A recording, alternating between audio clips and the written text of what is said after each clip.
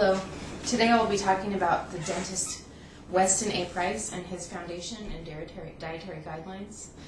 I'd like to start today by just giving a little bit of history as to how he came about finding his dietary guidelines. It was more than 60 years ago that a dentist named Weston A. Price decided to embark on a series of investigations concerning the mouths of his patients. He was disturbed by what he found when he saw what was going on. Rarely did he find an adult that didn't have rampant tooth decay and serious problems elsewhere in the body, such as arthritis, osteoporosis, diabetes, intestinal complaints, and chronic fatigue. In the younger patients, he had most concern. They had crowded, crooked teeth, and that was becoming more and more common. They also had what he called facial deformities, overbites, narrowed faces, underdevelopment of the nose, a lack of well-defined cheekbones, and pinched nostrils. Most of these children suffered from complaints that are all too familiar today: frequent infections, allergies, anemia, asthma, poor vision, lack of coordination, fatigue, and behavioral problems. He did not believe that such physical degeneration was God's plan for mankind. He would travel the world and study indigenous tribes and their diets. The fact that the primitive diets often exhibited a high degree of physical perfection. Everyone had beautiful straight teeth, and it was not unfamiliar to investigators of this era. Often the groups lived close contact with traders and missionaries, and so they had availability to foodstuffs like sugar, refined grains, canned food, pasteurized milk, and devitalized fats and oils, which Price called the displacing foods of modern commerce. In these people, he found rampant tooth decay, infectious illnesses, and degenerative conditions. He noted that degeneration occurred in children of native parents who had adopted the white man's diet.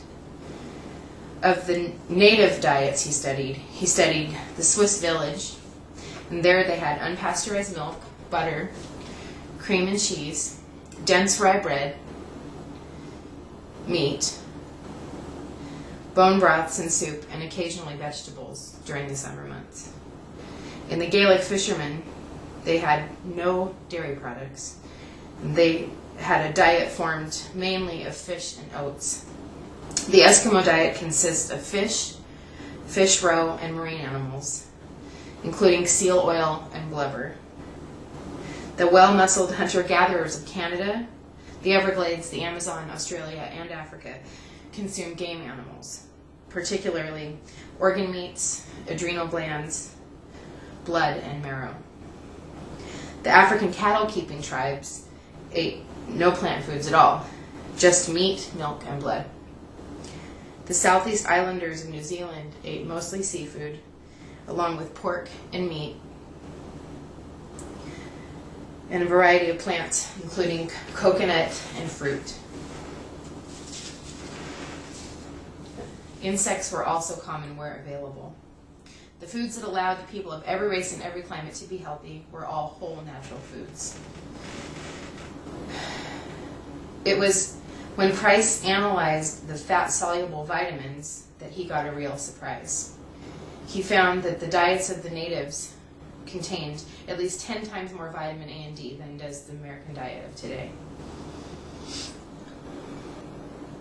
Price referred to the fat-soluble vitamins as catalysts or activators upon which the assimilation of all other nutrients depended: protein, minerals, and vitamins. In other words, without the dietary factors found in animal fats, all other nutrients largely go to waste.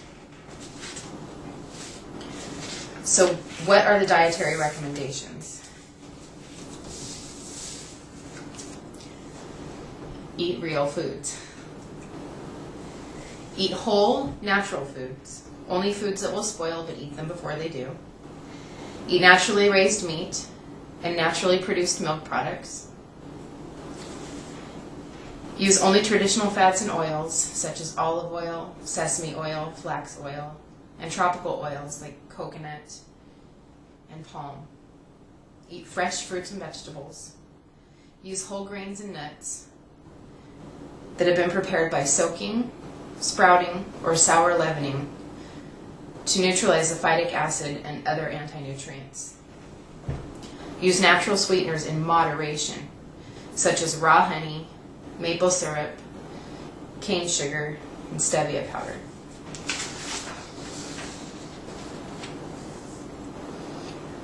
Vitamins. The best source of vitamins for most of us in the long term is properly prepared whole foods. Vitamin and mineral content of food varies enormously with farming methods. Overall, vitamin and mineral content of American fruits and vegetables today has declined significantly during the last 50 years. Food processing also affects the vitamin content. Some vitamins are heat sensitive, while others survive fairly well. Steaming vegetables and waterless methods of cooking are better than boiling. If you must cook vegetables, cook them in an acidic liquid that preserves the vitamins better than those cooked in an alkaline liquid. Minerals. Mankind ingests minerals in a number of different forms. They are as integral parts of the food we eat, in which case the minerals are held ionically in a claw-like or chelated by a large molecule. Examples include chlorophyll, hemoglobin, and enzymes that chelate copper, iron, zinc, and manganese. The proper way to take minerals is through mineral-rich water, through nutrient-dense foods and beverages, through rich bone broths, which all contain all of the macrominerals, sodium, chloride, calcium, magnesium, phosphorus, potassium, and sulfur, all available in a ready-to-use ionized form as a true electrolyte solution. We can also use unrefined salt and fine clay or mud. Vegetarian diets, what science tells us. Scientific literature offers very little in the way of long-term studies on the value of a vegetarian diet. Investigations show that vegetarian diets significantly decrease blood cholesterol levels. The studies evaluating the effects of vegetarian diets on mortalities continue to be few in number. It seems as though the data is shelved. Mortality statistics are strangely absent from a heart study in Norway, which showed vegetarians had slightly lower blood cholesterol levels than those of non-vegetarians. Analyzed total mortality rates from the study as a function of the frequencies of consuming animal products found the total death rate decreased as the frequencies of consuming cheese, eggs, milk, and meat increased.